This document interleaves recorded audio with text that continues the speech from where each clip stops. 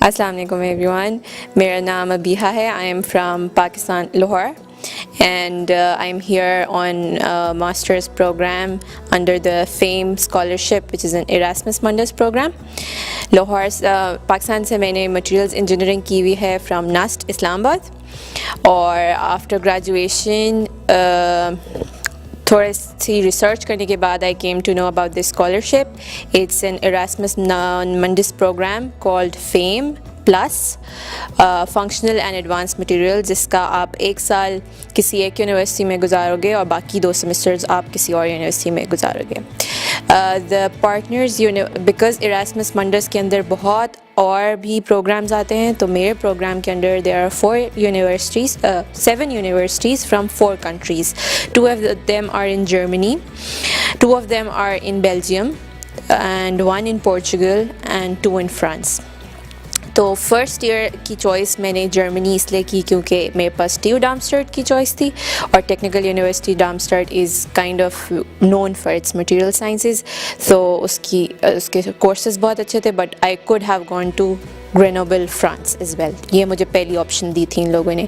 फिर 1 साल यहाँ गुजारने के बाद या 1 साल में किसी फ्रांस में गुजारने के बाद then I have to change my university, मतलब सेकेंड ईयर में उसी कंट्री में नहीं रह सकती.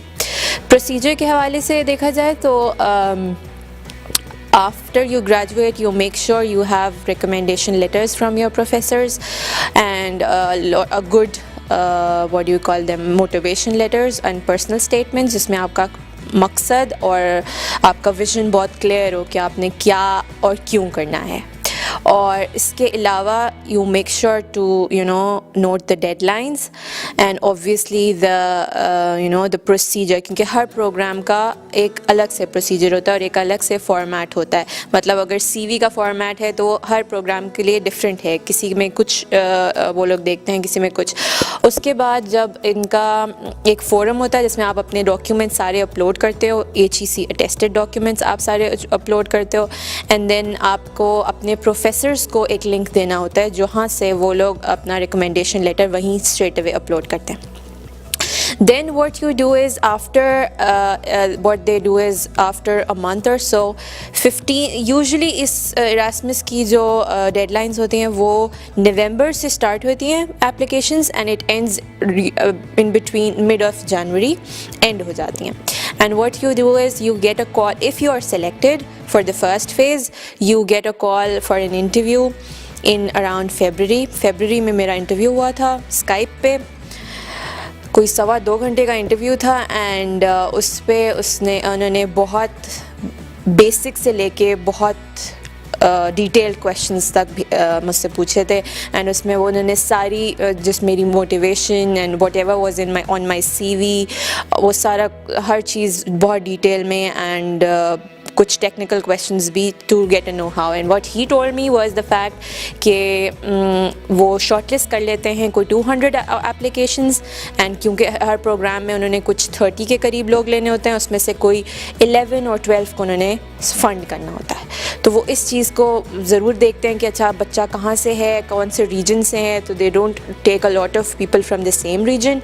तो ऐसा है कि हाँ, पाकिस्तान, इंडिया, बांग्लादेश से बहुत सारी एप्लीकेशंस आती हैं, लेकिन ऐसा बिल्कुल भी नहीं है कि you don't stand a chance.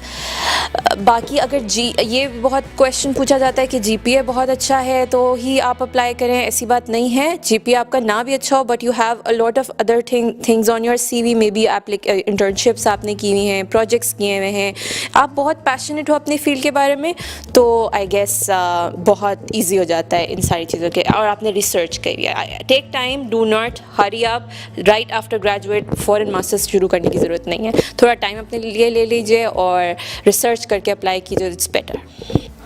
Further information के लिए आप विज़िट कर सकते हैं उर्दू रेडियो डॉइचलैंड, और यूट्यूब पे उर्दू रेडियो डॉइचलैंड का सेम चैनल इस स्कॉलरशिप के हवाले से डिटेल्स के लिए और मज़ीद इसके बारे में इन्फॉर्मेशन लेने के लिए.